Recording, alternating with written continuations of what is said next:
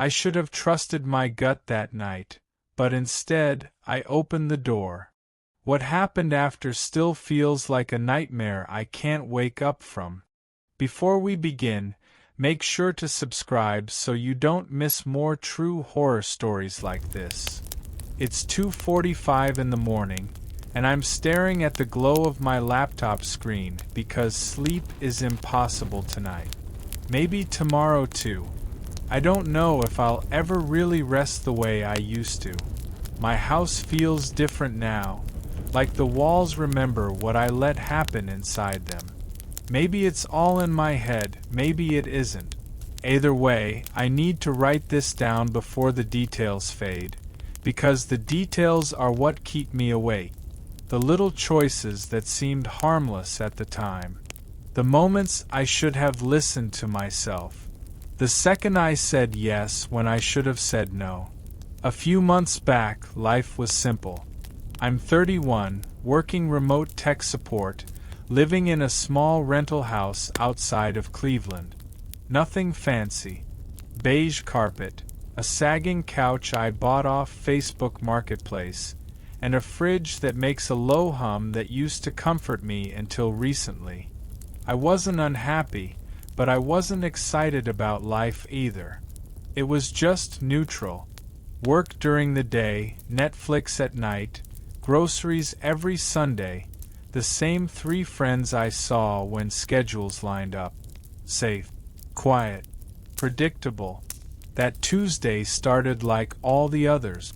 Long, boring shift answering the same customer questions about routers that never worked the way people thought they should.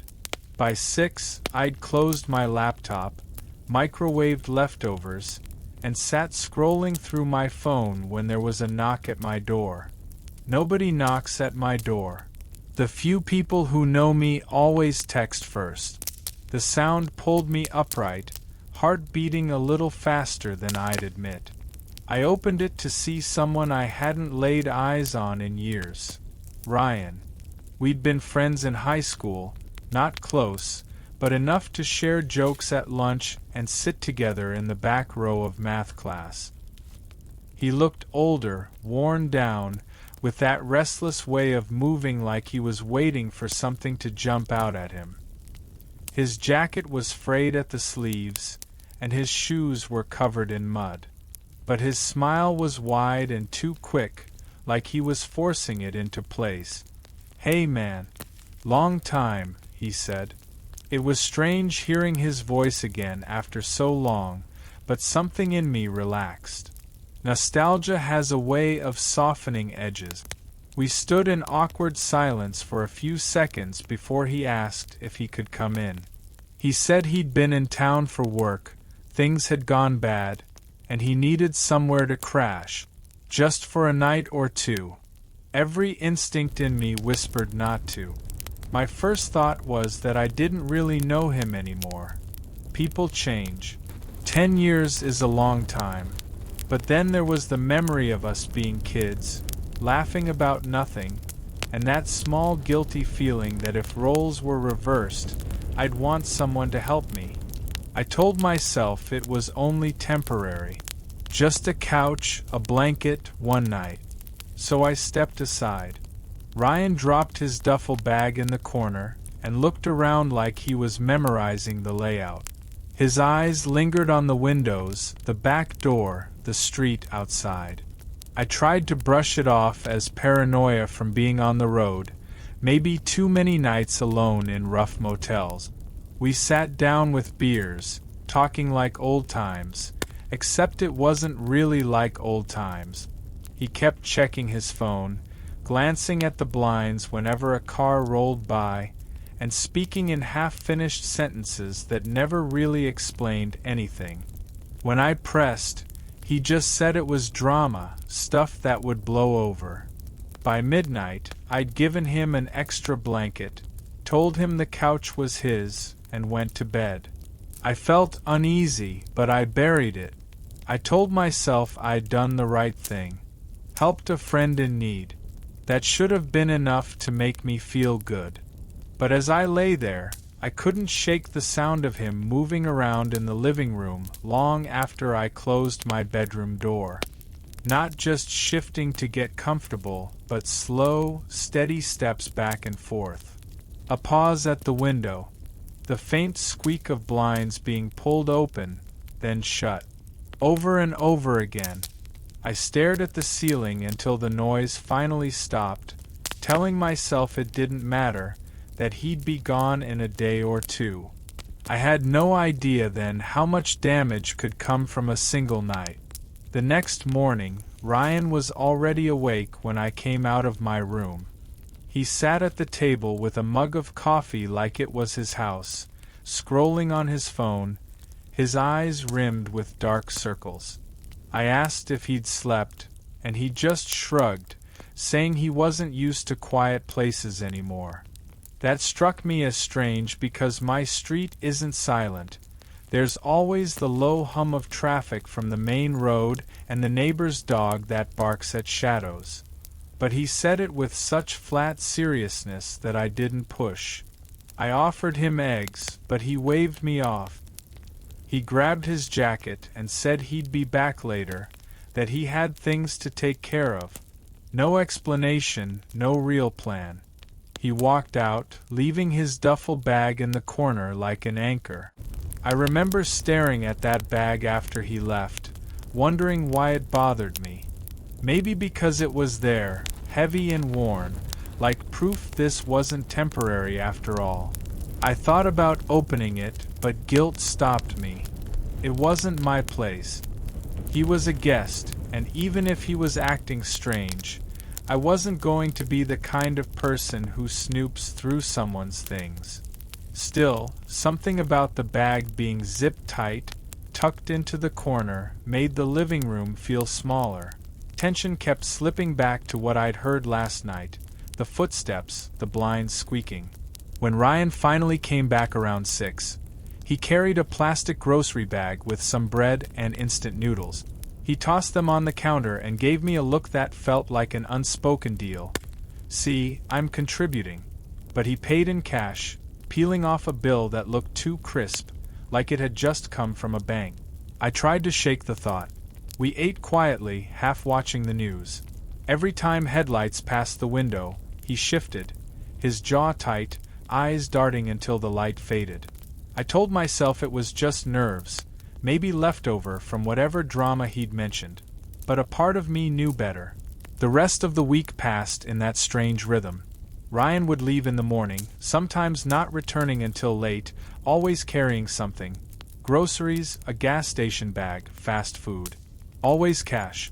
He never parked his beat-up sedan in my driveway, only at the end of the block where he could see both directions. At night, he'd sit with the phone brightness turned all the way down, scrolling endlessly, sometimes peeking through the blinds for no reason. By Friday I felt wrung out. It's exhausting sharing space with someone who never really relaxes. That morning, he was waiting in the kitchen when I came out, still dressed, hair messy, eyes bloodshot. He didn't waste time. "I need a huge favor," he said. I paused halfway to the coffee pot. "My car's acting up. I've got an appointment across town I can't miss. Can I borrow yours? Just for a few hours." His tone made it sound less like a question and more like a statement. I hesitated. My car isn't fancy, but it's reliable, and it's the one thing I've taken care of. But the way he asked, the sharp edge under his voice, made refusal feel dangerous, like pushing back wasn't an option. "It's important, man," he added, his eyes fixed on me. "I'll have it back by noon. Promise." I wanted to say no. Everything in me screamed no. But I thought of the beer we'd shared, the old high school memories, the bag in the corner that meant he wasn't leaving anytime soon. Saying no felt petty, almost hostile. So I tossed him the keys. "Just be careful," I said, though the words felt weak. Through the window, I watched him adjust the mirrors and seat like he was preparing for a long drive, not just a trip across town. He drove off, and with him went the fragile comfort I'd been clinging to all week. Noon came and went, then 2. By 4, I was pacing the living room, calling his phone. Straight to voicemail. No rings. No answer. Just silence. By the time the sun slipped behind the houses, I'd called Ryan at least a dozen times. Each attempt went straight to voicemail. No rings, no delay, just that flat mechanical click. I left 2 messages, my voice sharper than I intended, asking where he was and when he'd be back with my car. By the 3rd attempt, I didn't even leave words. I just hung up, staring at the darkened screen, telling myself he'd show up any minute with some stupid excuse. Evening settled in heavy. The house felt emptier than it had in years, but not in a peaceful way. I kept checking the window like headlights would swing into the driveway at any second. But it stayed dark out there, the road quiet except for the occasional car passing on its way somewhere else. By 10, I'd given up pacing. I cracked open a beer, sat on the couch, and tried to watch TV, but the sound felt wrong. Too loud, like it was daring someone to notice I was alone. My eyes kept drifting to Ryan's duffel bag still sitting in the corner, untouched.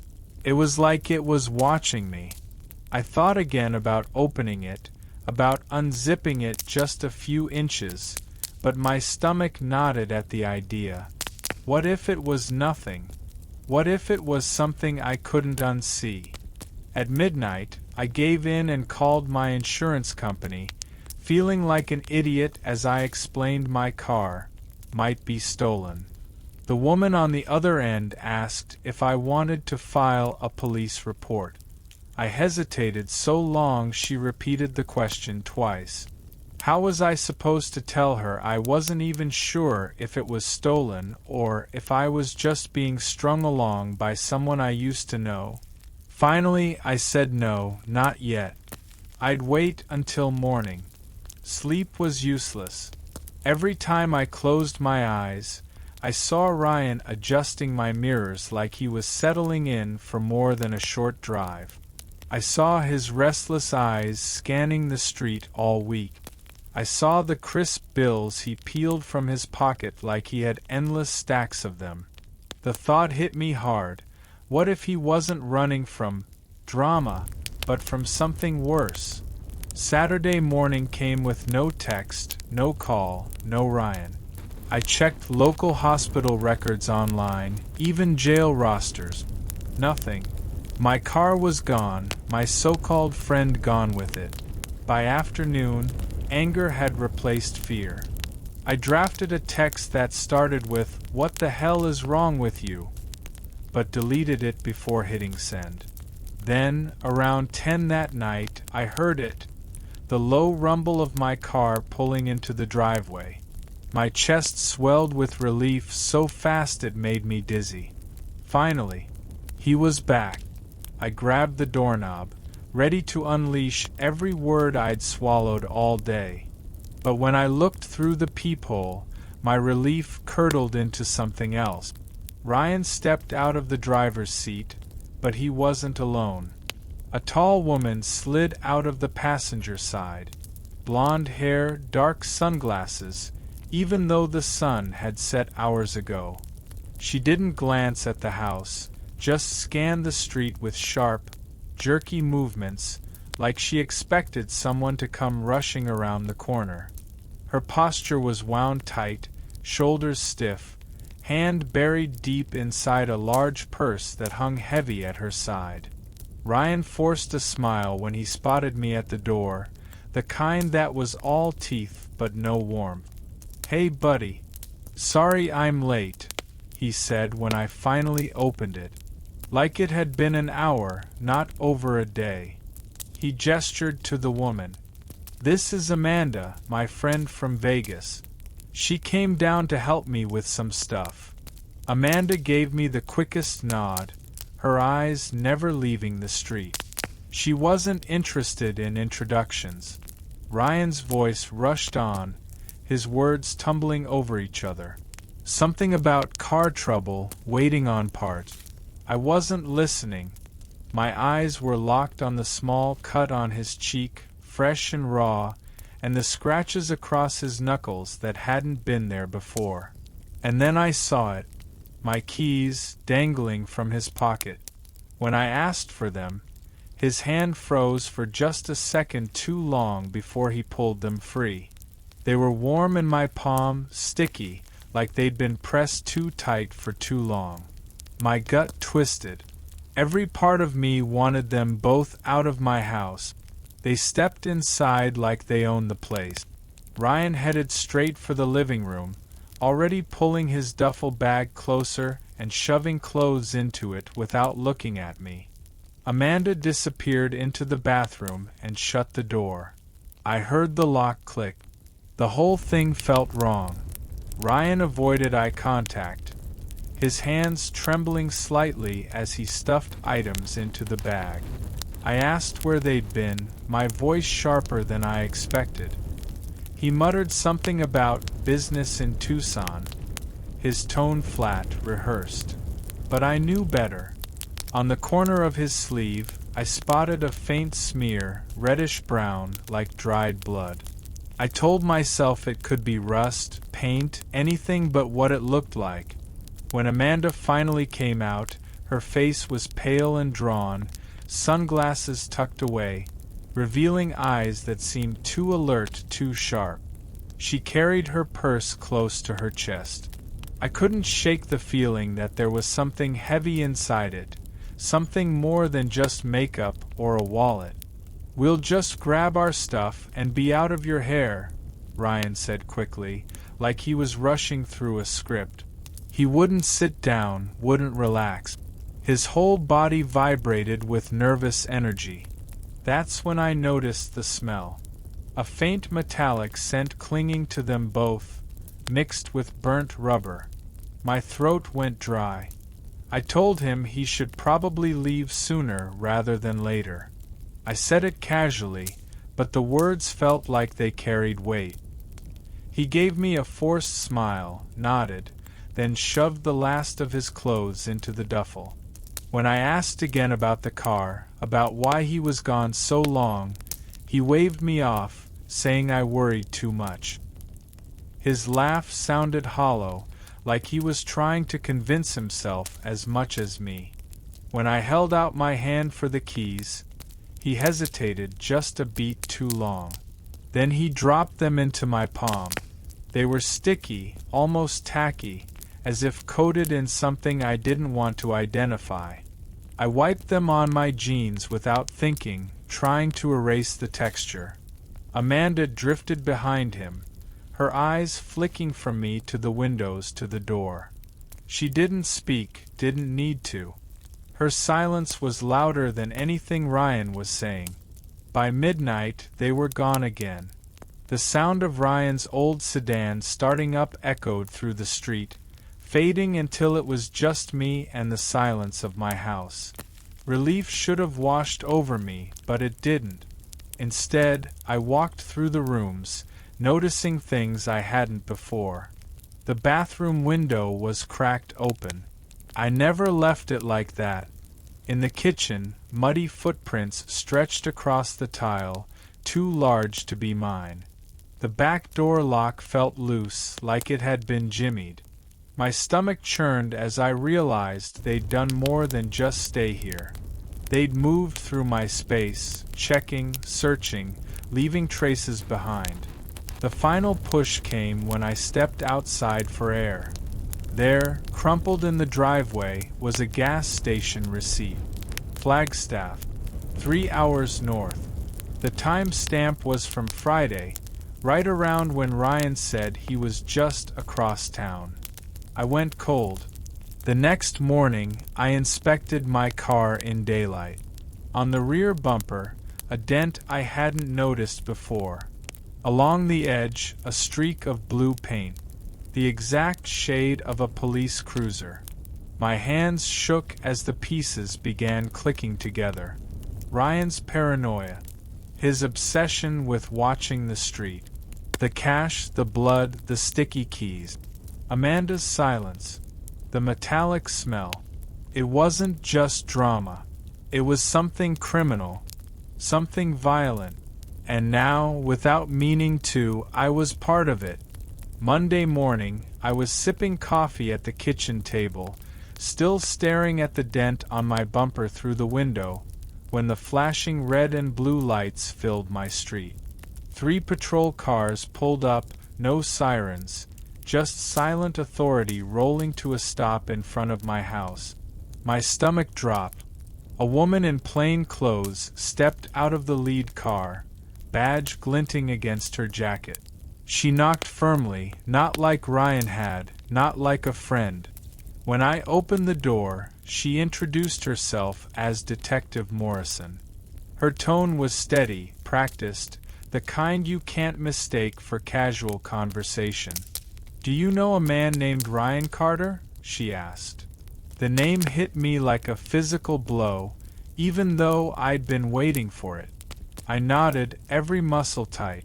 She asked when I'd last seen him. I said Saturday night, when he'd come back with a woman named Amanda.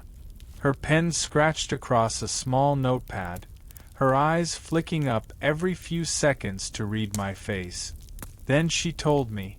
Ryan was wanted for an armed robbery in Las Vegas 2 weeks ago. A robbery that ended with someone seriously injured. And worse, my car had been caught on camera at 2 separate crime scenes over the weekend. One in Flagstaff, another in Sedona. The world tilted under me. My own car, the one I'd trusted him with, was now tied to violent crimes hundreds of miles away. "We believe you may have unknowingly assisted a fugitive," Detective Morrison said. The words stung. Unknowingly. Like I should have known better. Maybe I should have. I told her everything. How Ryan had shown up out of nowhere, how restless he'd been, the blinds, the cash, Amanda. I didn't leave anything out, not even the sticky keys in my palm. She listened without interrupting, her face unreadable. When I finished, she said they'd need my car for evidence. I stepped aside and watched through the window as a tow truck hauled away the only reliable thing I owned, my chest hollow as it disappeared down the street. The house felt colder after they left, quieter, the kind of silence that presses against your ears. For the first time, I realized I wasn't just shaken. I was scared. Scared of Ryan, of Amanda, of what they dragged into my life. Scared of the police, too, if I was being honest. What if they didn't believe me? What if they thought I was part of it? All day, I replayed every detail in my head, picking at it like a scab. Ryan's smile that never touched his eyes. Amanda's hand buried in her purse. The bloody knuckles. The smell. The muddy footprints. That duffel bag in the corner I'd never opened. I tried to imagine the moment I should have said no. At the door, when he first asked to come in. When he asked for the keys. Or was it earlier than that, back in high school, when I mistook knowing someone for truly knowing who they'd become? That night, I sat in the living room, lights off, blinds closed, every small creak of the house making me tense. The thought came uninvited. What if they came back? Ryan and Amanda.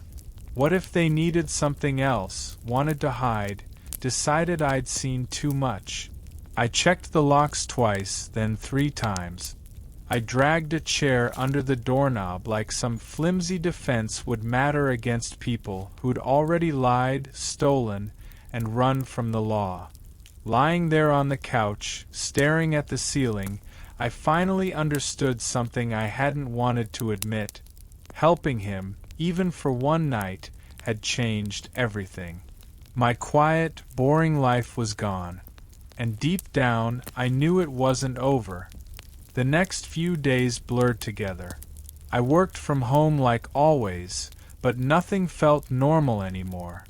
Every email, every phone call, every little problem from customers asking about their Wi-Fi felt absurdly small compared to the image of police hauling away my car because it had been used in robberies.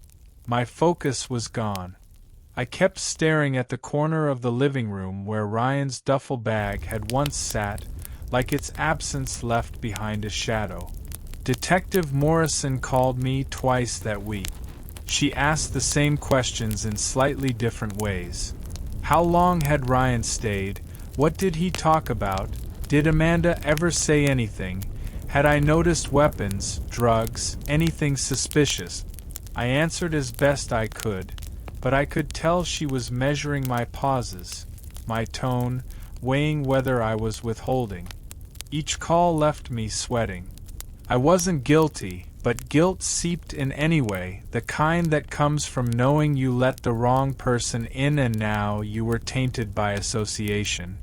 I barely slept. Nights stretched into long hours of lying in bed, listening for footsteps outside. Every car that slowed on my street made me jolt. I imagined Ryan's sedan pulling back up, headlights slicing through the blinds, him knocking like he had that first night. Sometimes I even thought I heard it, a knock so faint I'd freeze in the dark, holding my breath until I convinced myself it was nothing. Neighbors started noticing the police cars.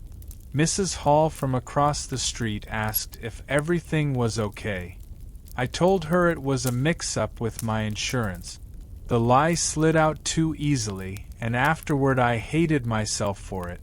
That was Ryan's influence lingering. I'd learned how simple lying could be, how quick the words came when you didn't want someone to look closer. On Thursday night, I finally checked my car's insurance portal online. Under current status, it said impounded for investigation. Just seeing the word in black and white made my stomach twist. That car had been my freedom, my one thing I'd felt proud of keeping in good shape. Now it was evidence in crimes I had nothing to do with. I kept replaying the moment Ryan asked for my keys. His voice had been steady, not desperate, not pleading. More like he already knew I'd say yes. And I had. Too fast. Too easy. That's the part that haunted me the most. Not that I'd been tricked, but that I hadn't even resisted. The weekend came, but instead of the quiet routine I used to find comforting, the house felt hostile. Shadows stretched longer. Silence seemed heavier. I found myself checking the back door every hour, testing the lock, pushing against it to make sure it held. I even left a light on in the hallway like I was a child again, afraid of the dark. Sunday evening, I opened the blinds just enough to watch the street. Families walked dogs, kids rode bikes, life went on as if nothing had happened. I should have felt safe. Instead, I kept seeing flashes in my mind. Ryan's smile that never touched his eyes, Amanda's silence, the sticky keys in my palm. I wondered where they were now. Still running? Caught? Watching me from somewhere close? I didn't realize how much of myself I'd lost until my best friend called and asked if I wanted to grab dinner. I almost said yes out of habit, but the thought of leaving my house made me panic. What if I came back to find someone had broken in? What if Ryan had left something behind, hidden, waiting? I made an excuse about being sick. When I hung up, the truth sank in. They hadn't just taken my car. They'd taken the feeling of safety I'd built my life around. And no matter how many times I checked the locks, I couldn't get it back. A week later, I was sitting at the table with a cold cup of coffee when Detective Morrison called again. This time her voice was different, firmer, heavier. She told me Ryan and Amanda had been spotted in New Mexico. There'd been a police chase. Shots fired. Amanda was in custody, but Ryan had gotten away. People say you can tell when something's wrong, that your gut warns you. But that's not true. Sometimes it seeps in so slowly you don't notice until you're in too deep. By the time you realize the danger, you've already made the decision that trapped you there. I let him in. I said yes. And I've been living with that mistake every day since. My throat went dry as I listened. It wasn't relief, not really. Amanda being caught didn't mean anything to me. It was Ryan I kept picturing, slipping out of sight again, carrying that crooked grin into someone else's life. The detective said they might reach out again for more details, maybe even testimony if it came to that. I agreed, though the thought of standing in a courtroom with Ryan in the same building made my stomach turn. That night, I dreamed I heard his knock again. 3 slow tap. I woke in the dark, staring at the door, convinced for a few seconds that if I looked through the peephole, he'd be standing there, waiting with that bag slung over his shoulder. I didn't sleep again after that. Days stretched into weeks. My car was finally returned, but it didn't feel like mine anymore. The dent was still there, and the smell inside had changed. I don't know if it was from the evidence dusting or something Ryan left behind, but every time I sat in the driver's seat, it felt like I was trespassing in my own life. I started avoiding places we'd been. The grocery store where he'd bought noodles with cash. The gas station at the corner. Even the old high school we'd once shared. It was like his shadow clung to every spot. And no matter how many times I washed my hands, I swore I could still feel that sticky texture from the keys he'd dropped into my palm. One evening, I opened my front door to grab the mail and froze. A plain envelope sat on the step. No stamp, no return address, just my name in messy handwriting I didn't recognize. My chest hammered as I picked it up. Inside was a folded scrap of notebook paper. 5 words. You did the right thing. That was it. No signature.